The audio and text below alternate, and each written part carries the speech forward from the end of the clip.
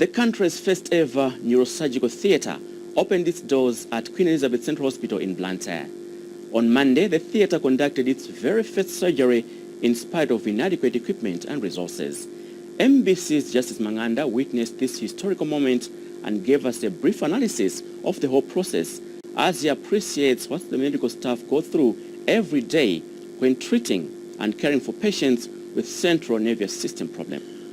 For a long time, patients with diseases such as brain tumors, spinal problems, and other conditions that affect the central nervous system had to be flown abroad to countries like India and South Africa to attend better medical facilities and expertise. This situation led to people begging for help to travel abroad, and this costed government and other private companies a lot of money. Queen Elizabeth Central Hospital registers many cases of people with infections of the central nervous system, with the common ones being brain tumors and hydrocephalus, which mostly affects children.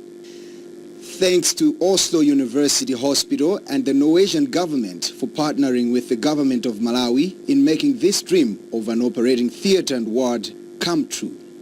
We have witnessed the first operation for hydrocephalus patients in the new theatre at Queen Elizabeth Central Hospital. Previously, we've been having these operations, but we did not have a theatre of our own. And as a result, at times, if there were emergencies, we had to cancel some of the operations for hydrocephalus so that we could give space for the emergencies. With the opening of the new theatre, then we will have that opportunity that we can operate almost every day on these children, and then our operations can also not be disturbed by other emergencies. This becomes important because management of children with hydrocephalus, although their operations can wait, but we don't want to delay them for a long time, because the longer the pressure stays on the brain because of the water, the outcome of those patients is not good. However, as good as this may sound, all is not rosy at this new facility. The medical staff has to endure a lot and make do with what they have in order to effectively and successfully perform their duties. Firstly, they have to borrow a drill machine from South Africa. This machine is used to cut open the scar for surgical procedures on the brain. The gowns and the linen need replacement as they are very old. So does the air conditioning in both the ward and the operating theatre. Dr. Kamalo explains more on this. I think when we started, we had our budget, which has been funded by Oslo University Hospital in Norway. The Norwegian Embassy also, they funded us, and the Ministry of Health through Queen Elizabeth Central Hospital. But soon we realized that I think what we had budgeted for was not enough, because it was our first time to carry out a project like this. And the care of neurosurgery patients is quite demanding. So, like for this ward, we did not include the cost of putting air conditioners in this room. As you can feel, it's quite hot. And for patients with problems with the brain, they need to be in a cool environment, because the brain consumes a lot of oxygen, especially for patients with head injuries.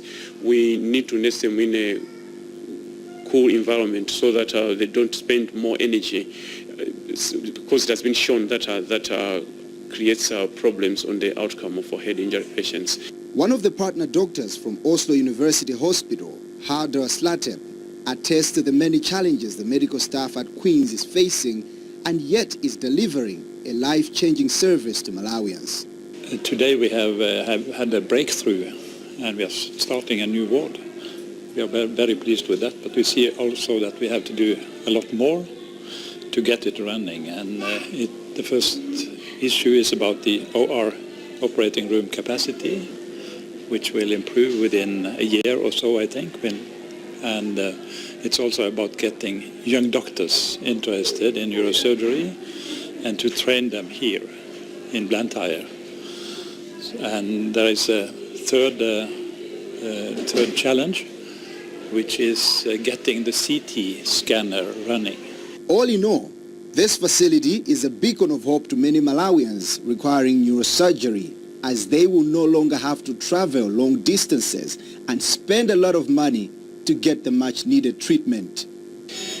Well, I'm standing right here in the neurosurgical theater, right here at Queen Elizabeth Central Hospital, where about 8 to 10 cases are attended to every week. But if you stand in here, if you work in here, the heat is so unbearable, not only for the patients, but also for the medical staff working in here.